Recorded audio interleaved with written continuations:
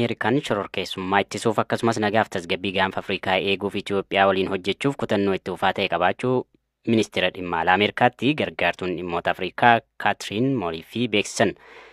Yaa'ii waliigalaa 79ffaa UN irratti kan hirmaatan ministeerri dhimma alaa Itoophiyaa Ambaasaddar Taayyee Asqasillaasee yaa'ii kana maddiittis dhimmoota Itoophiyaaf gaanfa Afrikaa irratti qaamolee garaagaraa waliin marii taasisaniiru hiikaa fi tasaa dabalata qaba. Yaa'ii waliigalaa 79ffaa dhaabbata biyyoota gamtoomanii Niiwoorkiitti gaggeeffamaa jiru irratti hirmaataa kan jiran ministeerri dhimma alaa Itoophiyaa Ambaasaddar Taayyee Asqasillaasee hariiroo cimaa Itoophiyaan Ameerikaa waliin qabdu eeruun dhimmoota faayidaa waloo isaanii irratti marii itti fufiinsa qabu qabaachuun barbaachisaa ta'uu himan. Ambaasaddarichi yaa'ii waliigalaa UN maddiittis dhimmoota Itoophiyaa fi gaanfa Afrikaa irratti qaamolee garaagaraa waliin marii taasisaniiru. Keessumaa dhimma Somaaliyaa ilaalchisee tattaaffii Itoophiyaan shororkeessummaa ittisuuf taasiftuu fi Somaaliyaatti ergama ce'umsa nageenya gamtaa Afrikaa Artemis amajjii keessa bahaa jedhamee eegamu irratti of eeggannoo cimaan gaggeeffamuu akka qabu Ambaasaddar Taayyeen US'dhaaf ibsaniiru. Masrii fi Soomaaliyaan waliigaltee waraanaa taasifachuu hordofee Masriin Soomaaliyaatti nageenya kabachiisuu keessatti qooda fudhachuu barbaaddi. Soomaaliyaan loltoota Itoophiyaa 1000 lakkaa'aman bara 2006 irraa kaasee Alshabaab loluu irratti ishee gargaaraa turan haa ba'an jetteetti. Soomaaliyaan loltoota Itoophiyaa biyya isheetii baasuun humnoota Masrii ergama nageenya gamtaa Afrikaa haaraa jalatti bakka buusuuf akka jirtu dubbatte. Itoophiyaan ammoo Masrii loltoota ishee yoo kan bobbaastu ta'e loltoota 1000 lakkaa'aman Soomaaliyaa keessa akka tursiiftu dhaadatteetti. Naannoleen Soomaaliyaa tokko tokko loltoonni Itoophiyaa garee Alshabaab loluun isaan gargaaraa jiran akka hin baane gaafataa jiranis mootummaan Moqaadishoo garuu akka bahan gaafachuun isaa ni yaadatama. Ambaasaddar Taayyeen gargaaraa barreessaa olaanaa opereeshinii nageenya dhaabbata biyyoota gamtoomanii Zoompiyoor Laakroo waliinis wal arguun mari'atanii haala Soomaaliyaa keessatti tasgabbiin hin jirretti dhiyeessiin meeshaalee waraanaa Masriin taasifamaa jiru nagaa naannichaa kan jeequu fi shororkeessitoota hidhannoo meeshaa waraanan kan cimsu akka ta'e dubbatan. Zoon gumaachaa Itoophiyaan ergama nageenya kabachiisuu fi duula nageenya irratti UN waliin taasisaa jirtu dinqisiifataniiru. Ambaasaddar Taayyeen itti gaafatamtuu ijaarsa nageenya fi dhimmoota siyaasaa UN Roozmaarii De Kaarloo waliinis dhimmoota Soomaaliyaa kaasanii dubbataniiru. Itoophiyaan shororkeessummaa loluu irratti carraaqqii walirraa hin cinne gochaa jirtu kan ibsaniif Ambaasaddar Taayyeen Soomaaliyaatti ergama ce'umsa nageenya gamtaa Afrikaa Artemis booda sadarkaa itti gaafatamummaa hangomni sun ga'u deeggarsa maallaqaa fi qindoomina jiru dabalatee yeroon barbaachisu kennamee erga sirriitti irratti dubbatame booda murtaa'uu akka qabu jala muranii dubbataniiru. Dabalataan Ambaasaddar Taayyeen meeshaaleen waraanaa humna alaatiin gara Soomaaliyaatti fe'amaa jiran harka shororkeessitootaa galuu waan maluuf nageenya naannichaa jeeqaa jechuun yaaddoo Itoophiyaan qabdu ibsaniiru. Shiniin mirga namoomaa Itoophiyaa ji'oota 3 darban qofa keessatti lammiileen nagaa 200 ol naannolee walitti bu'iinsi keessatti gaggeeffamaa jiru keessatti ajjeefamuu beeksise. Gabaasni kun dhimmoota naannawa walitti bu'iinsaan miidhaman keessatti yaaddessaa ta'an irratti kan xiyyeeffate ta'uu komishinichi eereera.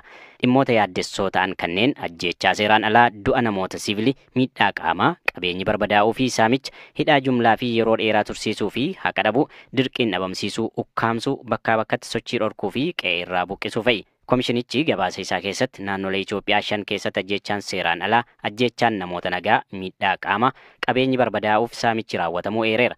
Naannolee kanneen keessaa naannoo Amaaraatti baatii waxabajjii darbee asitti namoonni nagaan walitti bu'iinsa waliin hidhata hin qabne 130 ol ta'an humnoota faannootiin ajjeefamaniiru. Dhaabbatichi akka gabaasetti miseensonni faannoo bara darbe ji'a adoolessaa keessa naannoo Amaaraa Gondar Lixaa Agaw keessatti namoota nagaa 23 ukkaamsuun kaan isaanii ajjeesaniiru. Kana malees humnoonni nageenyaa mootummaa faannoo deeggartu jechuun haadhoo ba'uuf namooti nagaan waldhabdee kana keessatti hirmaanne 100 akka ajjeefaman ibseera. Humnoonni nageenyaa mootummaa ajjeechaa kana harka caalu namoota mana isaanii keessaa baasuun raawwachuu komishinichitti dabaluudhaan eereera. Naannoo Oromiyaattis lakkoofsi namoota ajjeefamanii kan naannoo Amaaraatti aanee guddaa ta'uu fi ji'oota 3 darban qofa lammiileen nagaa 43 ajjeefamuu komishinichi gabaaseera. Jalqaba baatii hagayyaa darbe keessa miseensonni garee hidhattoota Amaaraa faannoo naannoo Oromiyaa godina Horroo Guduruu Wallaggaa keessatti jiraattota naannoo irratti dhukaasa banuun lubbuu namoota 22 galaafachuun namoonni 4 madaa'uu gabaasichi ibseera. Oromiyaa godina Kibba Lixa Shawaa keessatti waraanni bilisummaa Oromoo ji'a hagayyaa keessa qofa namoota nagaa 14 ta'an akka ajjeesan odeeffannoo maddeen adda addaarraa walitti qabamerraa hubachuun ni danda'ama jedhe komishiniin mirga namoomaa Itoophiyaa kun. Haaluma wal fakkaatuun naannoo Gambeellaattis baqattoota Sudaan Kibbaa 3 dabalate namoonni 5 ji'a waxabajjii darberraa eegalee ajjeefamuu isaanii eerameera. Walakkeessa baatii hagayyaa keessa naannoo Kibba Itoophiyaa magaalaa Gumadee keessatti haleellaa raawwatameen poolisoonnii fi jiraattota lakkoofsi isaanii haga ammaatti hin beekamne ajjeefamuu gabaasichi ibseera. komishinichi gabaasa fuula 14 qabu keessatti ajjeechaa seeraan ala raawwatamuun alatti hidhaa fi dararaan jumlaa fi yeroo dheeraaf tursiisuu, haleellaa boombii ukkaamsuu, buqqa'iinsa keessoo fi uggurri bilisummaa sochii dhorkuu taasifamuu ibsa. Gabaasa wal fakkaatu kanaan dura baaseen komishinichi qaamni wal dhabdee naannoo Amaaraa fi Oromiyaa keessatti hirmaate hundi haal duree tokko malee galeessatti waraana Israa'elii fi Hezbollaa gidduutti gaggeeffamaa jiruun Libaanos keessatti namoonni hedduun du'anii kaan qe'ee isaanii irraa baqataa jiru. US dabalatee biyyoonni 12 wal ta'uun waraanni akka dhaabbatu waamicha dhiyeessaniiru. Firaa'ol Balaay. Lolli Hezbollaa fi Israa'el gidduutti torbee darbe jalqabe hammaatee har'as akkuma itti fufeetti jira. Israa'el xiyyaarota waraanaa fayyadamuun Libaanos keessatti haleellaa gaggeessaa jirti.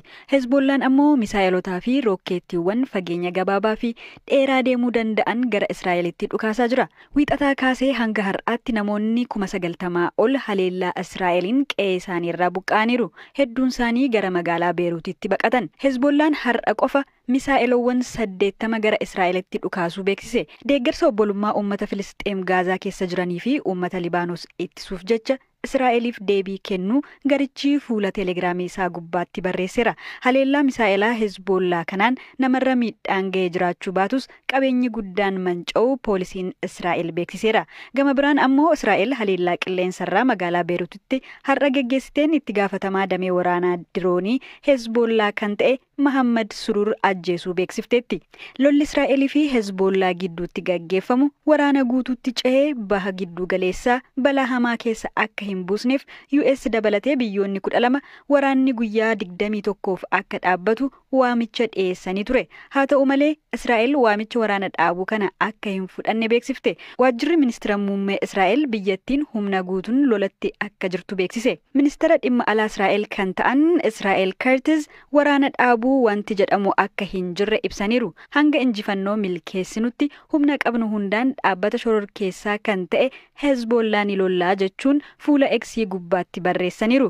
US gamasheen ammayyuu balballi dippiloomaasii cufamuu akka hin qabne akeekkachiifte. Ministeera ittisaa US kan ta'an loloo godina Walaayitaatti konkolaataan namoota fe'ee deemaa ture garagalee ijoollee dabalatee namoota 28 galaafate.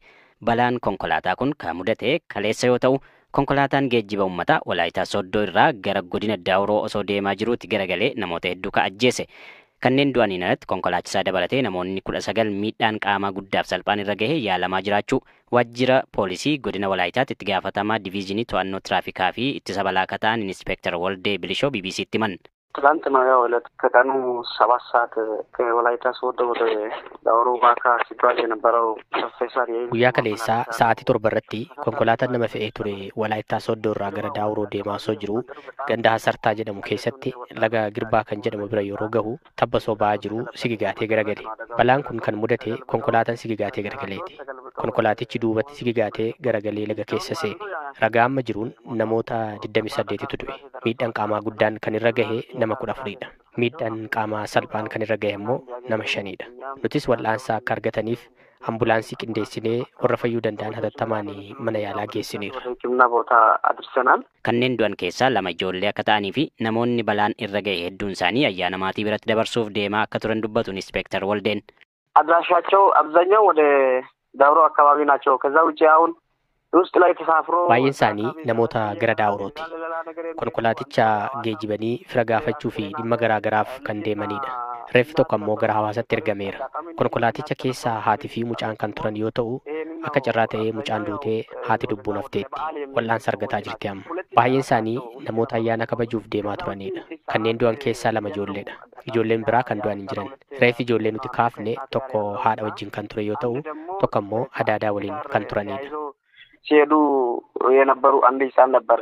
Balaa konkolaataa mudate kanaan hojii guddaa akka ture eenyummaa namoota du'anii adda baasuun reeffa maatiif kennuu akka ture BBC'tti himan itti gaafatamaa waajjira kominikeeshinii godina Daawuroo akka ta'an obbo Kabbadaa Sisaay. እንደዚህ አይነት ከፍተኛ ጉዳት ደርሶ አዲስ ነው። የነፍስ አድን ስራዎች miidhaan guddaan akkasii ga'ee hin beeku nuuf haaraadha. Hojiin lubbuu baraaruu hojjetamee kaan isaanii gara hospitaala Baalee kaan isaanii kan balaan guddaan irra ga'e ammoo gara hospitaala Kiristaanotaa Sooddootti argamu. Kanneen miidhaa xiqqaan irra ga'e ammoo gara hospitaala waliigalaa Xarcaa akka geeffaman geejjiba gahaa qopheessinee geessine. Qormaata guddaa kan ture eenyummaa namoota du'anii gargar baasuudha. Hanga halkan sa'aatii 8tti hojii reeffa adda baasuu hojjenne kaan isaanii ammoo maatiin dhufanii kun kootii jechuun fudhatanii reeffi hunduu kabajaan akka ba'u godhame. Namoonni hedduun bakka garaa garaa irraa dhufanii Sooddoodhaa geejjiba qabatan. Hedduun isaanii ayyaana maatii biratti dabarsuudhaaf kan dhufan ture.